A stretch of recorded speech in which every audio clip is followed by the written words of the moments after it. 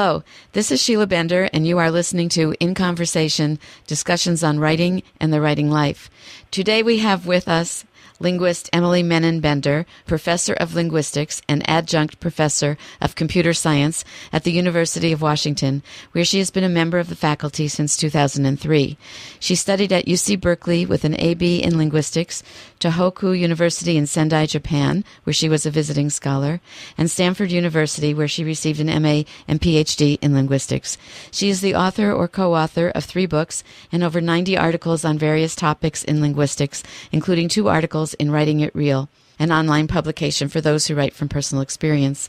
Emily is the mom of 2 boys, Toby 14 and Rafe 11, who previously appeared on this show in the spring of 2016. In her spare time, she enjoys travel, photography, and learning new languages. In the spirit of full disclosure, I should say that Emily Menon Bender is my daughter. Welcome, Emily. Thanks, Mom. It's great to be here. It is exciting for me to interview you in a program about writing and the writer's life. And so I might as well start with this question.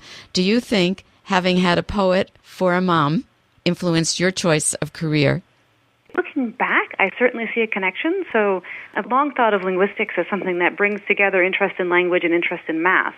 And so I've always said of myself that I got science from Dad and language from you, and so of course it makes sense to be a linguist.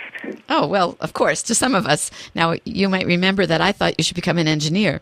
So I recognized your ability in mathematics, and of course I always thought you were a good writer. But to bring those two together in a field that I hadn't really thought about, and I do remember you coming home from college as a sophomore and shyly saying you thought you had found your career. You thought you had found the subject you wanted to major in, and that it was a very small department and you had no idea what you would do with this degree, but you wanted to be a linguist. And then you explained to me how you see language sometimes as math problems. Do you remember that? You know, I don't remember that conversation, but I do remember my first linguistics class, and I fell in love with it on the first day, but it took me the whole semester to convince myself I could major in something that I perceived as impractical. In fact, it's not impractical, it's very practical, and not only for people like me who go on to actually work as linguists, but as a pre-law degree or in my field, computational linguistics, now people do a lot of work in industry, so it's very practical, but at the time I didn't think so, and I remember part of what let me make that decision was how all my parents sent me to college saying, study whatever you want, we're sure you'll make something of it. We were right, weren't we? I want to say that perhaps having a poet as a mom led you to feel that some things are impractical but worthwhile in the end. That said, you are a teacher now of many students who have to write academically, and I'm wondering how your experience, for instance, coming to many of my classes when I taught writing at the University of Washington to school-age kids, how your background in creative writing before you decided to become a linguist may be influencing the way you teach academic writing. I think it influences quite a bit, actually. I work with a lot of students, especially those who come from computer science, who really don't like writing, and also a lot of students who feel like if they're writing academic writing, it should sound serious and difficult and obscure. And I think I draw on your lessons of show, don't tell, and that writing is about connection, to sort of insist on writing that is clear for the reader. So the writer is writing their truth, both the truth of what their science is finding, but also the truth of what they did to find those findings in their experiments or other studies, in a way that the reader can really gain access rather than trying to tell the reader this is important by using obscuring language. I love that you learned that lesson. And now I want to ask you, what do they think when you kind of spin their head in a new direction with that idea? Honestly, I don't get a lot of reaction directly to that idea. I get a lot of grumpiness about writing still. A presentation that I give to our master's students at the orientation called Writing in Grad School, and unfortunately it's kind of buried in the middle of a 2-day orientation, and I think maybe they just feel a little bit like, okay, here's more stuff to worry about. But maybe they feel like, okay, this is not as hard as it seems, right? That I try to give practical advice, too, about dealing with writer's block. And one of the things that I tell them is it's okay to start writing in the middle of the paper, where a lot of people feel like they have to sit down and write it front to end. And maybe that's true for writing a story. I don't know. You can tell me if you can start a story in the middle. I think you can. You can? Sure, why not? You write what occurs to you, and a shape begins to unfold in creative writing. So sometimes when people try to start at the beginning, they find out that the real beginning of the story is in the middle. So it happens that way too. But I think that giving permission to sit down and write, which is what you're doing, is crucial. Otherwise, people do remain blocked. So Yeah. What else do you tell them?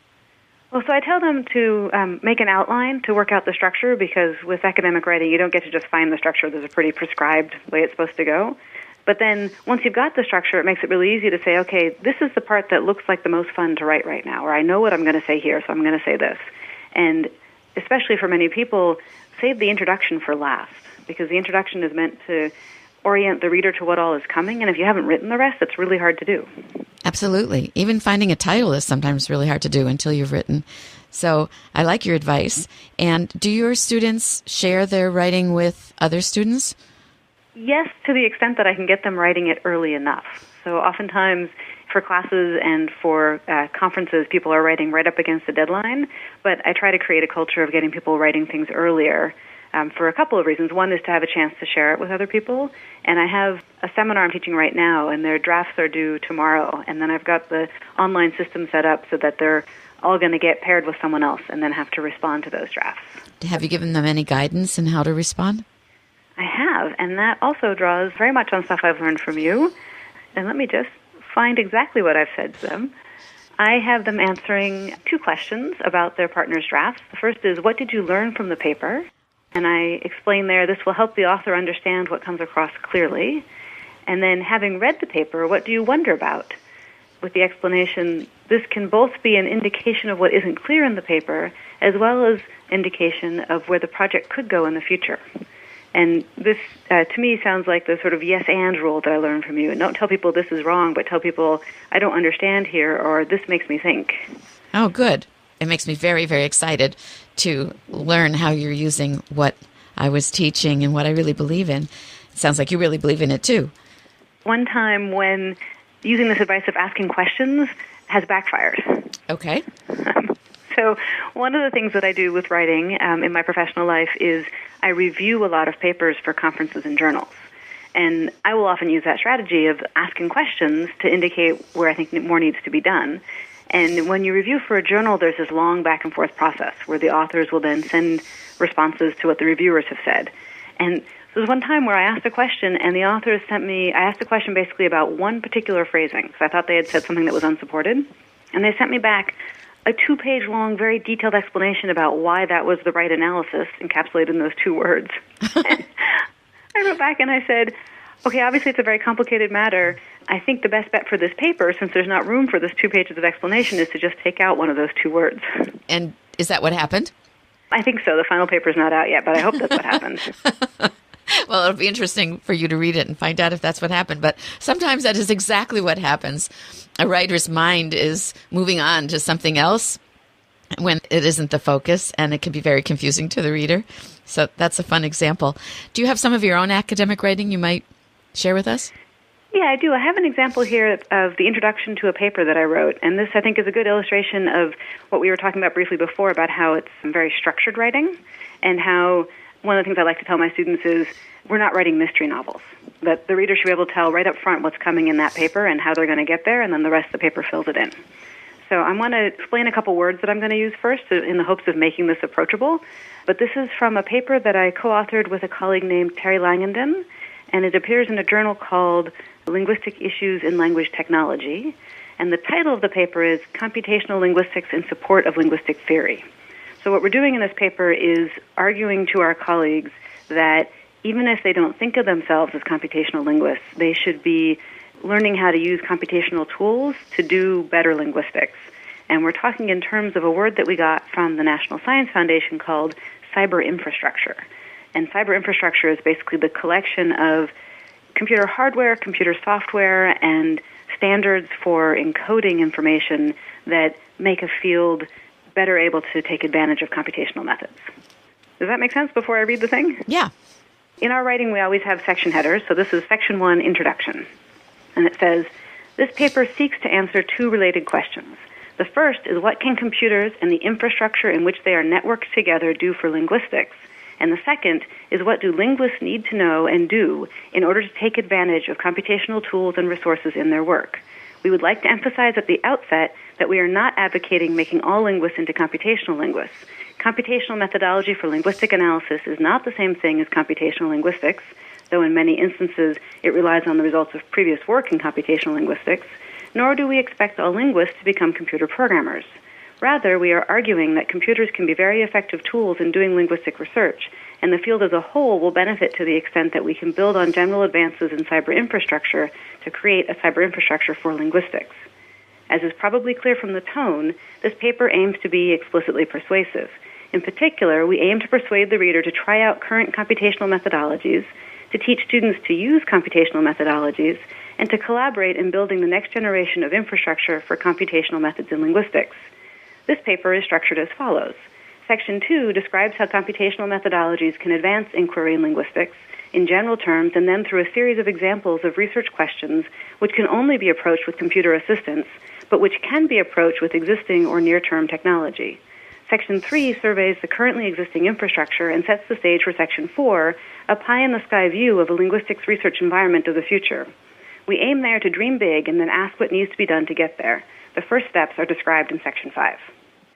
Well, thank you. So that's the whole introduction. One of the things that occurs to me is when people are writing a nonfiction book, especially a book that is a how-to book, how to do something, how to use this book is often an introduction. And I think that it follows some of the same ideas. I'm very impressed with the idea that there is a first-person plural in there. You say we. I know that that engages me and makes me feel as if a real team of people is addressing me. When I was in school writing academic papers, we were not allowed to use first-person anything. I'm happy to hear the first person because I always sat there wondering, if a person didn't write this to me, then who did? And I like knowing who these people are, you and your co-author. That's actually something that I push for. A lot of people still feel like it sounds more scientific to avoid the first person, and I think that that's silly for the reasons you state, but also because science, though it strives to, it's a methodology for getting to objective truth, is always done by people who have their own perspective and their own point of view and their own lived experience, and to hide those people makes the science less reliable. Well, I'm glad to hear that. I know it makes it less engaging, but the fact that it also makes it less reliable is very interesting. In other words, we can't pretend to be totally objective. Is that what you're saying? Because we bring to any project our past experience and information. We should acknowledge it and own it rather than trying to hide it, and that's where the stronger reliability comes from. Before we leave the topic of we, I have to tell you one other thing about it, though, which is a field adjacent to mine, engineering, insists on using we even when it's a singly authored paper. And that always strikes me as very strange. And I think it comes from a combination of the majority of the work done in engineering is actually done by groups of people, and so most of it is we. But then also people are taught to say we even if it's singly authored. So that's I always push back. Right. That's another way of hiding the I, and the royal we kind of thing can, I don't know about reading engineering papers, but I know the royal we can be kind of offensive at times, because who is the royal we? What kind of power does the royal we have? Whereas an I is a person that you can identify with, agree with, or disagree with, but it isn't this big, massive royal we. Maybe that's what you're pushing back against. Although it is interesting. I mean, there's other language to admit that the author is presenting material that a team has built or that builds upon other people's work. That makes it more interesting to me to have that confessed up front than just merely sort of understood. So I'm glad you pushed back.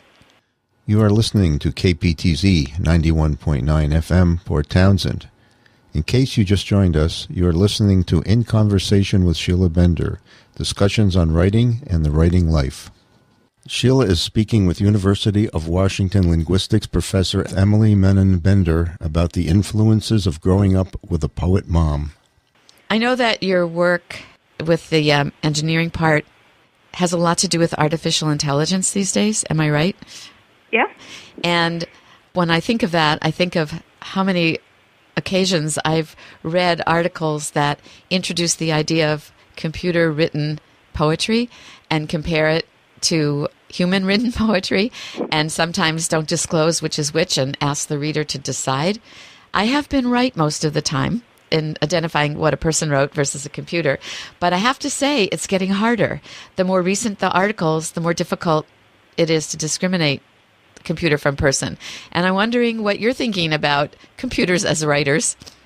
I can explain a little bit about why it's getting better. So all the things that you're reading recently are probably generated by statistical systems, or sometimes they call them neural nets, which is currently a very in vogue version of statistical processing that basically looks at large amounts of data and finds patterns in them, and then can use those patterns to either classify new things, say that's a poem, that's not a poem, or generate and say, well, make a new poem. Okay, start from here, what comes out?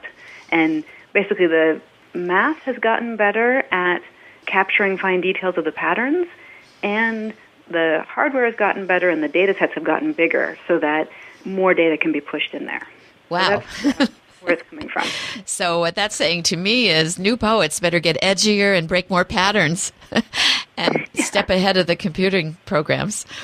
The other thing about it is that the computer, in lots of natural language processing technology, so that's the engineering field that I'm connected to, which is considered a part of artificial intelligence, in lots of it, the computer is working just with the form of language and not yet doing very much connecting the form to meaning.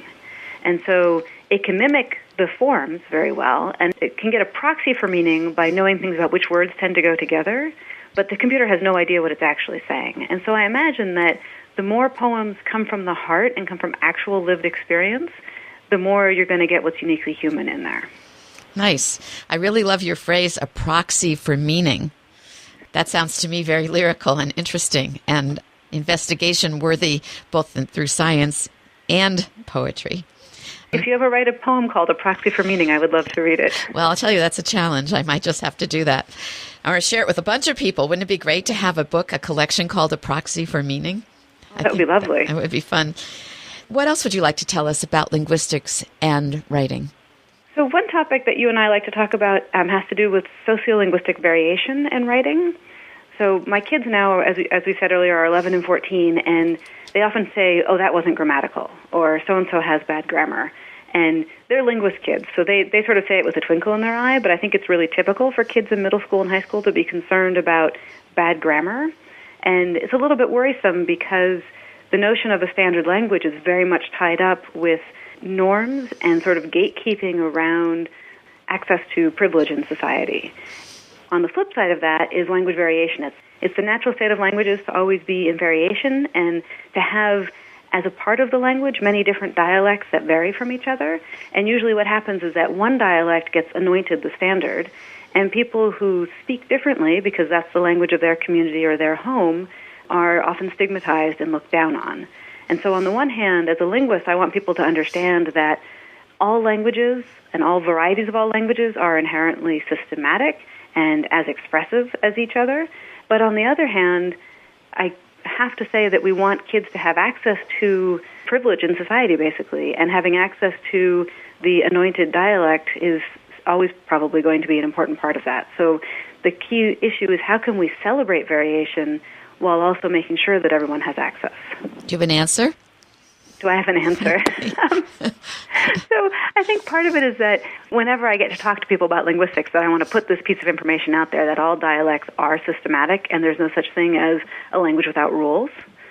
And then I think part of the answer lies in education, instead of teaching kids that's bad grammar or that's wrong, to basically say, look, we can do some analysis. Like basically I want linguistics in the language arts classes, saying not here's what's right and here's what's wrong, but here's two systems and how they're different from each other. I like that because what you're discussing with me, academic writing, has its rules. Mm-hmm. And you, I don't think, would include a dialect in your academic presentation unless it was what you were talking about. But in the one you read to us, you wrote it in standard academic, well, not that standard because you had the we in there, but academic language. And we expect that, right? So I like the idea of teaching that the diversity in language doesn't mean it doesn't have rules. It means I don't know if you would call it a different language or a dialect. What do you think? So that's actually a really vexed question. You'd think that language and dialect, that a linguist would be able to define those, just like a linguist would be able to define what a word is. Uh-huh. But when you start looking into it, it gets really tricky.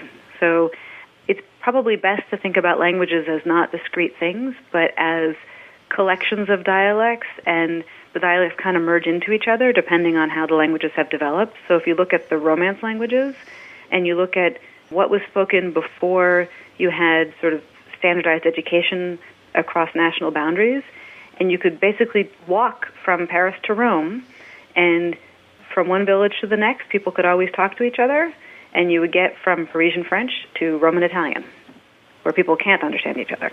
Wow. So for a while during the walk, you would understand, and then suddenly you would no longer understand? So if you were a Parisian French speaker, yeah, you would get to a point where you couldn't understand, but if you at each village took someone with you to the next village, they would be able to understand each other. So what do we call that then? Not dialect, but an accumulation of dialects to create a language? It's complicated. We talk about language varieties. We talk about langoids. And also talk about dialect continua, which is the situation I was just describing. Dialect continuum. And tell me about a word. You said linguists have trouble defining even a word. If you look at a page of text and you want to count the words in it, there's a bunch of decisions you have to make. I'm looking at the 2 paragraphs that I just read to you, and in them, the decisions that I see that I would have to worry about are, I used the phrase pie in the sky, but I used it as a pre-modifier, right? A pie in the sky view, and so I've got hyphens in there. So is that one word? Right? Elsewhere in this paper, we may have used a contraction. This is something else that people say you're not supposed to do in academic writing, but I push back on that because I think that the intonation and the rhythm of language is really helpful for understanding it, and artificially expanding contractions breaks that rhythm, so I use them in my writing. And I figure, hey, I'm a linguist. I can say what's appropriate language. I like it. But what about doesn't? Is that one word? Is it 2 words? What was the word? The word doesn't. Doesn't. Oh, the contraction. Yeah. And then in other languages, so in English, we have conventions of using white space between the words. And so everyone has a really solid intuition that if we were going to put a space there, that's the boundary between words. But there's other languages that don't do that. Japanese doesn't, Chinese doesn't, Thai doesn't. German does, except that they squish all the compounds together. So does that mean those are each words? These really, really long strings of letters, where in English we would spell it with spaces in between? Right. And tell me what's the impact of learning? Is it so computers can recognize language? Because I'm thinking as a writer, if I thought about all that stuff as I was writing, I would stop writing. So if we're used to our language and we just use it, we're not thinking that way. So why are linguists worrying about that? Why are linguists worrying about that? Not for our writing. For linguists, we need to have a sense of what the units are of sentences because we're interested in how those units fit together to build up a sentence, what makes a sentence grammatical according to the system of the dialect or language, and also how those pieces combine to make the meaning of the sentence. That's the part I like, to make the meaning of the sentence. Right. So I think that I'd love to have some time for you to read a little bit more from one of your writings before we end today. So do you have something else selected? I do. I have a really fun thing that was a different kind of writing than I usually have to do. It's part of a grant application I put in with a colleague named Gina Ann Laveau. And this was not a grant to a federal agency like we usually apply for. This was to Amazon that has a program called Catalyst. And so their application was very unusual, and they asked us to write a hypothetical press release. And they say, leap into the future and imagine that your project has launched. Now write the press release to tell the world about it. And so the idea was to show where we planned to be at the end of the project by writing this press release. So I usually write nonfiction, but this was maybe speculative fiction or speculative nonfiction. And so this is about documenting endangered languages, and I think that part's pretty self-explanatory, but I want to tell just ahead of time that in writing this press release, because we were talking about endangered language communities, we felt like we couldn't use the real name of anything because we don't know who we would interview. So you'll see there's some made-up names of people and institutions. So the press release dateline, Seattle, Washington, September 15th, 2018. Researchers from the University of Washington today unveiled new automatic speech processing systems to help communities revitalizing endangered languages and linguists who work in language documentation. These systems automatically identify the speakers, languages, and content in recordings of critically endangered languages. They were the winners of the first Streamlined Challenge, where researchers compete to build the best systems to help save endangered languages. The researchers have advanced the state-of-the-art in speaker and language identification while aiding efforts to preserve and reinvigorate languages at risk of disappearing from the world. Speech-based technology like Amazon Alexa is becoming part of everyday experience for speakers of English and a few other languages, Chinese, Spanish. These languages, though widely spoken, only cover 25% of the world's population.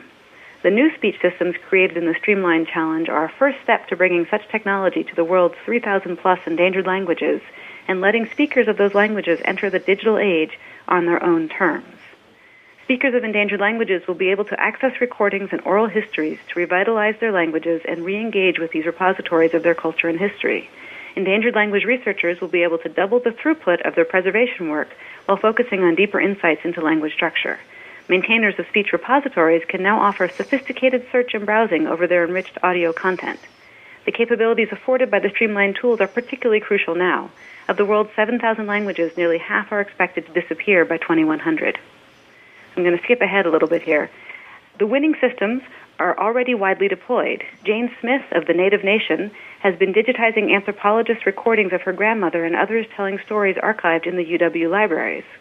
With the reel-to-reel tapes digitized, Jane is now using the Streamlined tools to help overcome the daunting challenge of finding the stories by her grandmother. Meanwhile, Big Language Archive is running the software over their entire collection, consisting of 2,000 hours of recordings from 50 languages spoken in the Americas, to improve the collection's metadata and make it easier for researchers and community members to discover relevant recordings. Such rapid transfer from research to deployment is remarkable in speech technology, especially for academic research. Pat Jones, a student at Big State U and co-developer of the winning system, says, "I'm thrilled to see my work already in the hands of real users working to revitalize and document languages." Thank you, Emily. You know what? I'm thinking as I listen to this, what a fabulous prologue to a mystery thriller. What happens if somebody steals this research or gets their hands on some of the equipment, or even a undocumented language becomes more prevalent? So many possibilities. I like this Amazon idea of writing your press release for a proposed project. It was very interesting to think that Chinese, would you say Chinese, Spanish, and English only represent 25% of the world's languages? Yeah, and actually I'd have to double check to see if that number included a few other big languages. We were under a very strict word count here, but I think 25% is about right for the number of people in the world who speak one of the big languages as their native language. Yeah. Well, I want to thank you so much for talking with me today and for sharing your linguistic background and projects with a wider audience outside of academia. I want to remind people that you can find out more about Emily through her bio at the University of Washington's faculty listings online. And again, thank you so much, Emily. It was really a pleasure to speak with you in this way. You're welcome. This has been a lot of fun. In Conversation is produced by Sheila Bender and edited by Charlie Fleischman.